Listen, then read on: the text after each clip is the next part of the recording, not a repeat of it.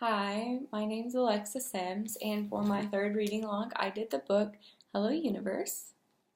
Hello Universe was written by Aaron Kelly and didn't have an illustrator because there's not really any pictures, but then it was published by HarperCollins Children's Books in 2017, and I felt like the genre was cultural diversity because um, it tells part of the story through Virgil's eyes, who has a different culture than most of us live in, and then through a girl named Valencia's eyes, and she's actually deaf, so it's really cool to see how she puts things into perspective and how it's different from Virgil.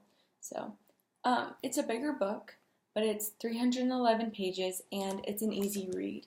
It's a really good book, so you kind of just get drawn into it and you just want to keep going. The appropriate age group would be the junior level, but so a summary of it would be Virgil.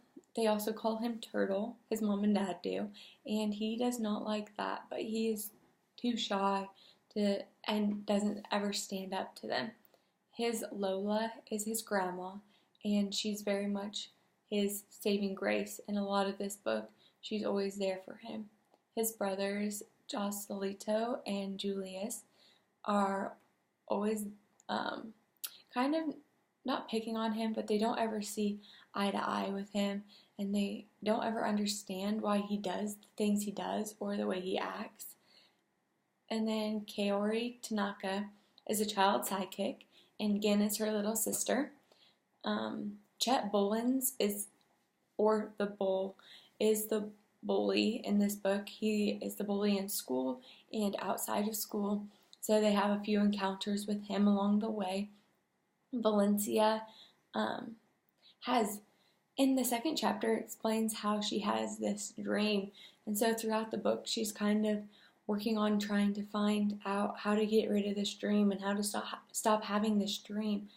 But then she ends up meeting Kaori, the child sidekick, to talk about this dream, and then Kaori puts it together as they go on this adventure to find Virgil, and I'll talk about that in just a second. But they go on an adventure to find Virgil, and then Kaori figures out that this Valencia was the girl that Virgil had been telling her about on his visits. So then back to this adventure that they went on together. Chet Bullins, the bull, had seen Virgil in the woods on his way to Kaori's house, and Virgil had his guinea pig Gulliver in his backpack, and the bull dropped Virgil's backpack down a well. So Virgil actually goes in after his guinea pig and his backpack, and it ends up that the bottom of the ladder is missing in the well. So he gets stuck in this well, and then as he's stuck in this well, he just keeps thinking, and all these memories and stories that his Lola used to tell him come to his head, and he starts basically one of the stories that she had told him about was a girl who hadn't fulfilled her destiny in her village. So then he starts having a conversation with her. Basically, she starts giving him the courage and helps him stop being afraid to be down there.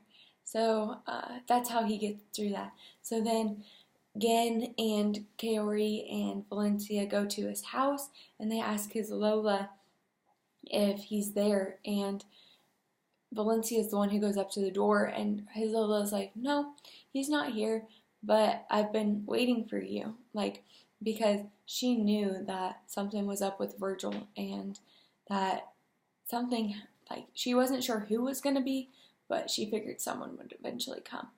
So, the setting is in a small hometown because they walk through the woods from place to place, but it's also big enough that they go to a different, Valencia and Chet and Virgil go to the same school, but Kaori and Gen do not go to that school. So,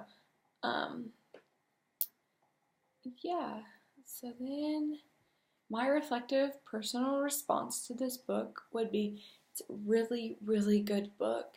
I would, when I become a teacher, if I teach an older level, I would for sure read this book to them because it teaches lessons and it shows you that it's okay to like be afraid, but it's what you like, how you build up the courage and what you say that actually matters. So, in this book, a lot of times they'll say it's not just a coincidence. There's no such thing as just a coincidence. So, at the beginning of the book, like I said, Virgil is shy and timid, and he doesn't stand up to his mom and dad for calling him Turtle. He doesn't stand up to Chet, the bully, for bullying him. He doesn't say hi to Valencia. So then, by the end of the book, after he gets out of the well, and the girls save him from the well, he stands up to his mom and dad and tells them he doesn't like to be called Turtle. And he brings a dog home, and he says he wants, and he keeps the dog.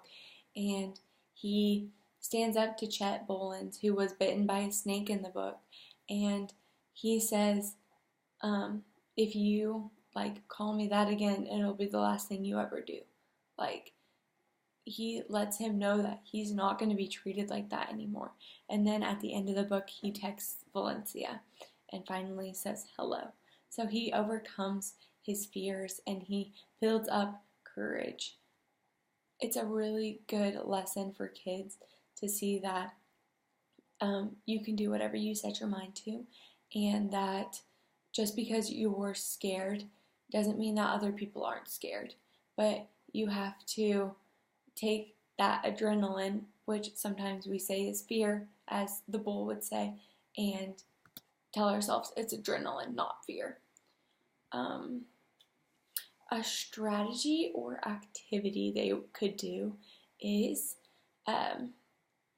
you could have them talk about what they would take if they were stranded somewhere. So, Virgil didn't really have very much in the well. He had his backpack, he had his guinea pig, he had the dandelions that he had collected for his guinea pig Gulliver, and he had rocks that he was, or stones that he was taking to Kaori. And then he also had the stories that his grandmother gave him in his mind. So you could have them write about things that they would take with them if they were stranded somewhere, or you could have them write about stopping bullying. That's always a big one. You could always talk about bullying and how to stop it, and how to overcome it. You could also write a story like what Virgil's Lola tells him about. That would be a fun one. So, right, that's my third reading log. Thank you.